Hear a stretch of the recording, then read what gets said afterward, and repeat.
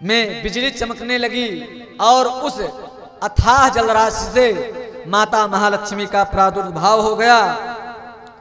ततश्चाविर्भूता सताक्षी अस्मा भगवतः परा रज्जयन्ते दिशा कल्पतया विद्युता सौदामनि प्रा।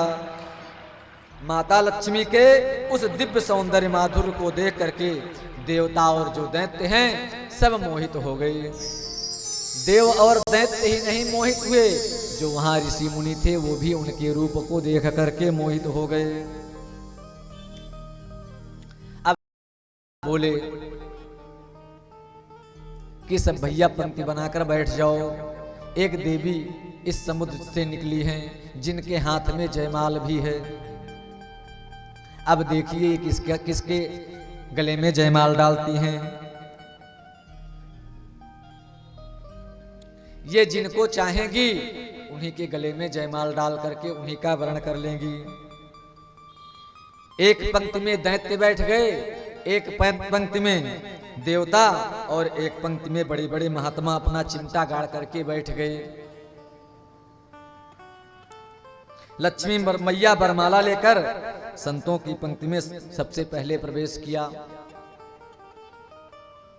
उन्होंने बरमाला लेकर के संतों के जो पंक्ति लगी हुई थी उसमें प्रवेश करती हैं तो सबसे आगे बैठे हुए थे दुर्वासा मुनि। इनको देख करके माता महालक्ष्मी विचार करने लगी, नूनम तपो यस्य नान्युः निर्जयः। मैया कहती हैं कि निश्चित रूप से ये तो तपस्वी हैं, पर क्रोध पर इन्होंने विजय नहीं प्राप्त की है, इसलिए इनको बहुत जल्दी क्रोध आ जाता है और क्रोध के ये बस में रह करके गलत कार्य कर जाते हैं, सभी को साप दे देते हैं, इसलिए इनका वर्ण करना उचित नहीं है। उनको देख करके मैया आगे बढ़ जाती हैं। आगे बढ़ती गईं, आगे उन्हें भगवान भोलेनाथ मिल गए। मैया ने विचार किया कि तपस्वी भी हैं, तेजस्वी भी हैं, भोले भाले भी हैं, पर इनका वेश जो है वह अमंगल है। यत्रो भयम कुत्रः च सो आ अमंगलः। इसलिए उन्होंने भगवान भोलेनाथ को प्रणाम करके वहां से आगे बढ़ गई। भगवान नारायण सबसे अलग थलग बैठे हुए थे, तो नारायण प्रभु को देखते ही लक्ष्मी मैया उनके रूप और सौंदर्य को देख करके मुग्ध हो गई। मैया नारायण के रूप और सौंदर्य को देख करके मुग्ध हो गई। क्यों मुग्ध हो गई? क्योंकि भगवान है कैसे, शांताकारम, और बड़े दिव्य हैं, चतुर्भुज है, करोड़ों सूर्य के समान उनका मुख है।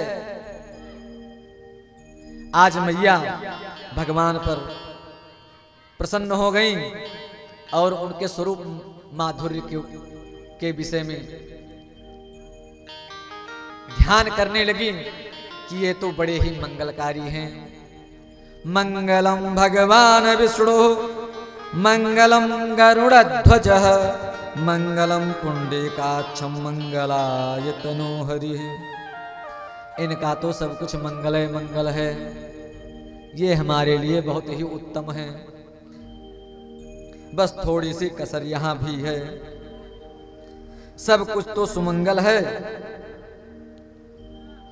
लेकिन जितने लोग यहां पर बैठे हुए हैं सब लोग हमको टुकुर टुकुर देख रहे हैं, लेकिन ये तो हमारी ओर देख ही नहीं रहे हैं, ये तो सबसे अलग थलग पड़े हुए हैं।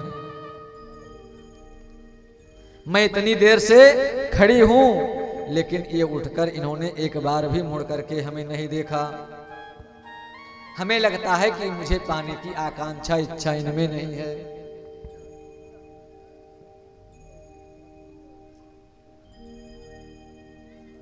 इस तरह से विचार किया, लेकिन पुनः उन्होंने विचार किया कि नहीं, कुछ भी हो यही इन सब में सर्वोत्तम यही हैं। और ऐसा विचार करके मैया ने तुरंत जो है वह जयमाल भगवान श्रीमन नारायण के गले में डाल दिया। बोलिए लक्ष्मी नारायण भगवान की जय। तो लक्ष्मी और नारायण भगवान का विवाह संपन्न हो गया। सुखदेव भगवान कहते हैं परीक्षित, जब समुद्र मंथन पुनः हुआ तो उसमें से बारूणी निकली। बारूणी क्या है? मदिरा है। यहां कुछ लोग कभी कभी बात आती तो कहते हैं कि देवता भी सोमरस का पान करते थे, और सोमरस को क्या बता देते हैं? आज की मदिरा को। तो सोमरस कुछ और है और मदिरा कुछ और। बारूणी जो है वो मदिरा है, और सोमरस जो है वो एक उत्तम प्रकार का पेय था। सोमरस का मतलब चंद्रमा की तरह जो शीतल रहता हो।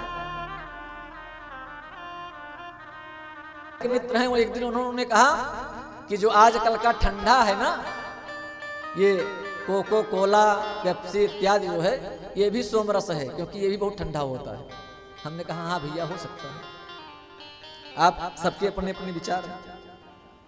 बारूणी प्रकट हुई जो दानवों ने ग्रहण की। अब पुनः मंथन होते ही साक्षात भगवान धन्वंतरी अमृत कलश लेकर के प्रकट हो गए। बोलिए भगवान धन्वंतरी महाराज की जय। अमृत कलश जैसे लेकर के भगवान धन्वंतरी प्रकट होते हैं, दैत्य देखते हैं, बड़े प्रसन्न हो जाते हैं। कहते हैं कि इसी की तो आवश्यकता मुझे है, और तुरंत उस अमृत कलश को छीन लेते हैं झपट्टा मार करके भगवान धन्वंतरी से। और देवता बेचारे चिल्लाते रह गए। दैत्यों ने अमृत जो है छीन करके वहां से चलते बने। तब भगवान मुस्कुरा कर बोले, मां विधत निरपोर्थ्यम वा साधु दित्यम स्वा माधाय। आप लोग खेद ना कीजिए, मेरे रहते हुए आपको कोई चिंता करने की आवश्यकता नहीं है। वो चले गए तो चले गए, कोई बात नहीं, लेकिन उस अमृत की रक्षा मैं अवश्य करूंगा। भगवान तुरंत अंतर ध्यान हो गए, और दैत्य लोग अमृत कलश लेकर के, अमृत कुंभ लेकर के भाग रहे हैं, और आपस में ही झगड़ रहे हैं। आपस में ही वो झगड़ रहे हैं, और क्या कह रहे हैं? अहम पूर्णमहम पूर्णहम, पहले मुझे मिलना चाहिए। भगवान को भी अवसर मिल गया। भगवान ने उसका लाभ उठाते हुए तुरंत भगवान ने एक सुंदरी का रूप बना लिया, और भगवान का एक और अवतार हो गया, जिसे हम सब मोहिनी के रूप में जानते हैं। बोलिए मोहिनी भगवान की जय हो। मोहिनी भगवान कमल का पुष्प हाथ में लेकर घुमाते हुए, और अपने चित्त को भी भगवान कमल पुष्प को अपने उंगली में घुमाते हुए और सबके चित्त को चुराने वाली हैं। इतना दिव्य स्वरूप है भगवान के मोहिनी का कि जिसको देख ले वो उनके बस में हो जाए। ऐसा दिव्य स्वरूप मोहिनी का भगवान ने आज बना लिया। भगवान ने उस दिव्य सौंदर्य माधुर का दर्शन करते ही सब दैत्य जो है वो मुग्ध हो गए। अहो रूपो महो धाम अहो भाग्य नवम्बयः। कहते हैं कि बड़ा दिव्य रूप है आपका। रूप सौंदर्य की महिमा गाते हुए दैत्य मोहिनी भगवान के सामने आकर बोले कि हे कमल नयनी, आप कौन हैं, कहां से आई हैं, कहां जा रही हैं, और आप अकेली क्यों घूम रही हैं? क्या आपका विवाह नहीं हुआ है? जो दुष्ट प्रकृति के लोग होते हैं वो बहुत जल्दी किसी को अकेला देख लेते हैं, तो ये सब प्रश्न करने लगते हैं। मोहिनी भगवान मुस्कुराकर बोले, तुम हमारी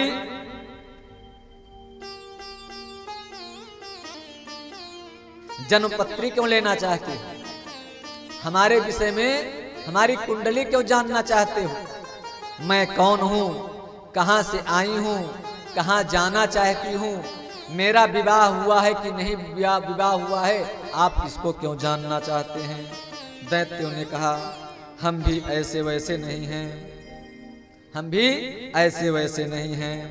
वयम कश्यप दैदा भ्रातरम कृत्य पौरुषः, हम सब भी कश्यप के पुत्र था, सभी लोग, हम सब सभी लोग आपस में भाई भाई हैं।